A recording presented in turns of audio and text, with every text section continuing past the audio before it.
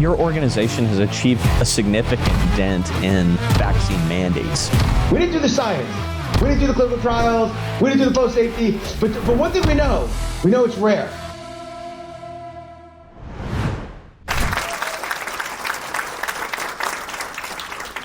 Hi there. Our next speaker is a pioneer in transformative media.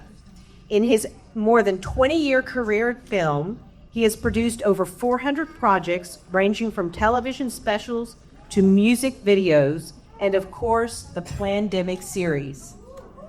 Most recently, he partnered with Robert F. Kennedy Jr. to usher in the Maha extravagant phenomenon. We're thrilled to welcome award-winning filmmaker Mikki Willis today. Thank you so much. I'm so glad that we brought up the mama bears, because I'll tell you one thing, since 2020, touring around the nation and seeing audiences filled with mama bears. And I used to ask, once upon a time, I would look at the audience and I would say, where are your husbands? And they showed up. And so, gentlemen, all the papa bears, thank you for standing up, supporting me here and supporting you. Can't wait. Because without you, we would not be where we are right now. Where are we right now? Holy God, where are we right now? I never thought in my life that I would get to experience the crossing of a threshold out of the darkness of illusion and corruption, so that we all get to be the generation to literally be the ones to see it all washed away with our light. Like, we are the ones who've done that together. When Plandemic 1 was released, people always ask me, how did you prepare a movie so fast that it was released on May 4th of 2020? I said, because the moment I saw a little guy named Anthony Fauci appear, I knew that something bad was about to happen. Now, how did I know that? I knew that because my brother was killed by a pharmaceutical drug called AZT prescribed by Anthony Fauci. 1 month later, my mom died of bad cancer treatments, bad pharmaceutical cancer treatments. I just put my father in a hospice care because he got 3 COVID shots and is now on his last leg, so we thought. There's another story to that I'll tell you in a minute. His wife we also had to put into a care home because she has rapidly onset of dementia that is taking over after she got 3 COVID shots. My nephew, I just found out, is in the hospital with a hole in his stomach from being addicted to pharmaceuticals. So my entire family has been ravaged by this incredibly dark and horrible agenda. So that's what motivates me. That's why I left Hollywood and high-paying jobs to come out and to really face our opponent. And our opponent, which we have this little tiny production company here in Austin, Texas, there's about 10 of us, and we're fighting the Goliath that is known as mainstream media. And I'll tell you what, we're kicking its ass. We've received more views than a lot of the mainstream channels put together. And the reason that we have, Plandemic 1, when it came out May 4th, while everyone was locked in their homes, I always say part of the success was due to the fact that we had a captive audience, literally.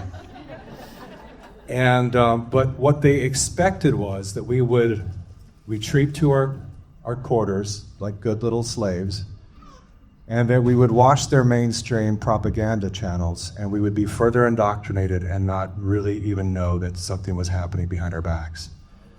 They underestimated the heart of humanity, because all that ultimately did was unlock and unleash a generation of citizen journalists. You are all now the media. We are now the media.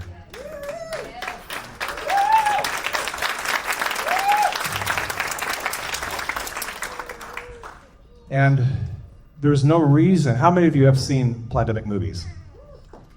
Now, the odds are against that. You shouldn't have seen them if their plan would have worked. But because of you, the world got to see them. Plandemic 1 is the most seen independent film in history, over 1.5 billion views.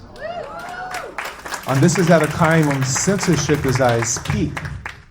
And because of you, the people, we showed them what it looks like when we decentralize a powerful message and put it into the hands of the people and trust that they will do the right thing with it, and you did the right thing with it. And I thank you for that. Because as a result of that, what that's allowed us to do as this little Austin-based production company now, is to be a really intimate part of Bobby Kennedy's Maha Alliance. We have been making videos the past few months that go directly to the president. You'll probably never see that. These are for people that are being nominated and that the collective believes are the right people to serve their individual positions and perhaps even fill the positions that Trump is removing people from right now. And I'll just tell you this, the level of heroes, from biodynamic farming to organic foods to energy, everything you can imagine, it blows my mind when we get a brief and these are the people that are literally being invited to have a seat at the table with the President of the United States. Something very, very powerful is happening that I never thought we'd get to experience. And it is because of organizations like this, because of people like you. We have at all times at least 5 or 6 movies in production. And one of them you'll see a trailer on today with one of my creative partners, Matt Guthrie, who's a director of the movie, and that movie is called Follow the Silenced.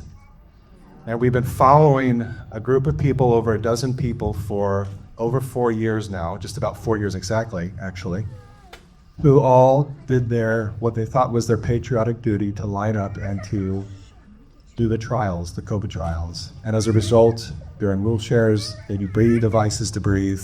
They've been in really bad shape, and we've been following them for 4 years on their healing journey. We're going to show you a piece of that tonight. But at one point, that film was scheduled to be done in 1 year, but because we realized the importance of the film and that we need to give it enough time to do it justice, to follow these people, to really find out what was helping them and what was stopping them, and to follow their journey, we had to give it all the time that it needed, kind of like a cocoon and a butterfly. And the butterfly is now ready to fly. But it wouldn't be ready to fly if it wasn't for Texans for Vaccine Choice. We ran out of money a couple of years ago. And I'm not good at raising money. I'm good at making movies. And I ended up bootstrapping the movie and pretty much spending my family's savings to keep this film going. And we reached a point where we realized we are now out of money totally. And Texas for Vaccine Choice stepped up, and they gave us the finishing funds to complete this movie, which will be premiering at the Santa Monica Film Festival on March 15th in Hollywood at the Hollywood Directors Guild of California, which is sponsored Belly of the Beast. So imagine that. And it would not be possible without your generous love and support. And it's an honor to be partnered with all of you. And thank you for your courageous work and your sacrifice that you've made in your own life that we all get to benefit from now. I mean, we're here. Look at this. We're here with lawmakers in the room, the capital of the Republic of Texas. Thank you all for supporting this organization. Continue to do so because we are just getting warmed up. God bless you.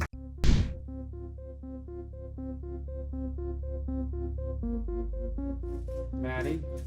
The first question was, why isn't the United States looking in our own backyard for our data? Madeline, hey honey, it's Daddy. But they were. They just weren't telling us what it said. Maddie? Maddie? Maddie? Hey, what's the matter? I need to take this out. Help. I need this out. I can't do it. Most of you have never heard of me, I did my part. I got it. and most likely have never heard of most of us here. I'm scared and sad and hurting too.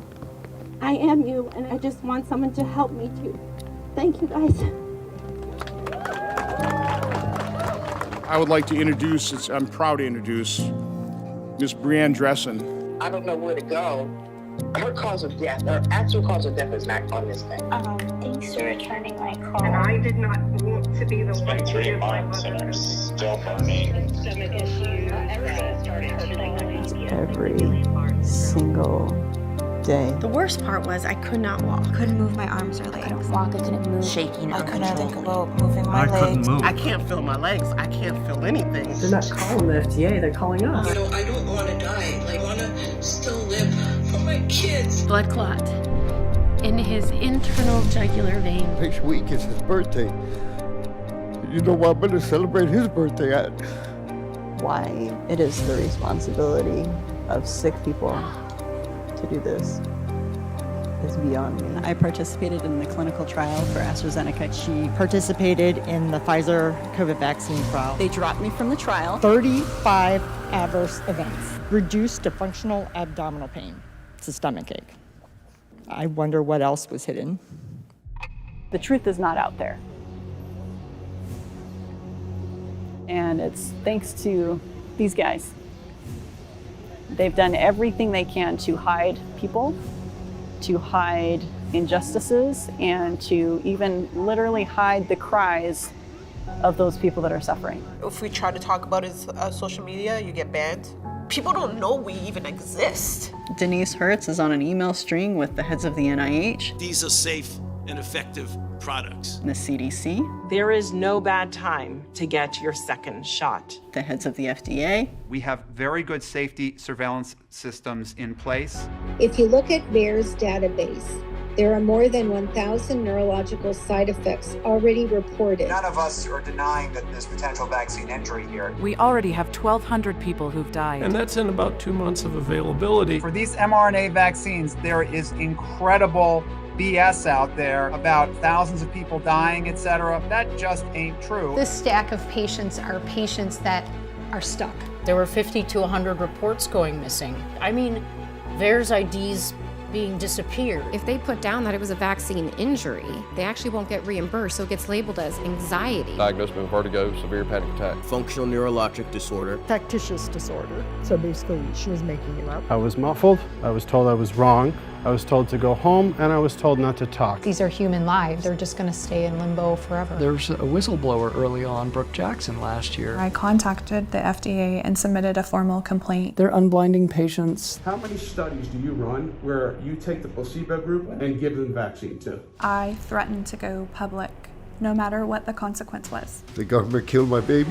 I'm not going to stop this fight. I told my family that I was going to end my life. I got to look at my son and tell him, honey, I'm going to be okay.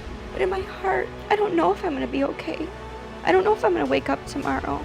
I don't know if I'm going to be in a wheelchair the rest of my life. It broke my son to hear that his mom wanted to die because she had gotten a COVID vaccine. These are human stories. These aren't people with political agendas. If I was an anti-vaxxer, I wouldn't have been standing in the freaking line to get the shot. I just want my daughter back. So this story has everything to be interesting, right? You've got scandal. FEMA had offered me money if I changed my son's death certificate from enlarged heart to COVID. You've got secrets. The FDA wanted 75 years to release this data. And what the FDA did to me was contact Pfizer and get me fired. We don't have any secrets here. You've got money. A patent for the Moderna vaccine is owned by the Department of Health and Human Services. And power. This is not about freedom or personal choice. At the base of this story, the very center of this story is love. I won't sleep until this war is done. Because without validation, without love, without acceptance, healing cannot happen. We can't give up. Let's get you some of your life back, okay? And we can't give in. I know that I'm on the other side of the country, but I promise you, you're not alone.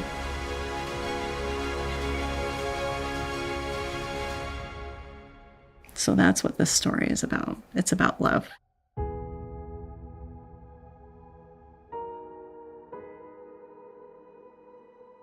I'm not going to give up. And I'm not going to give up on these people.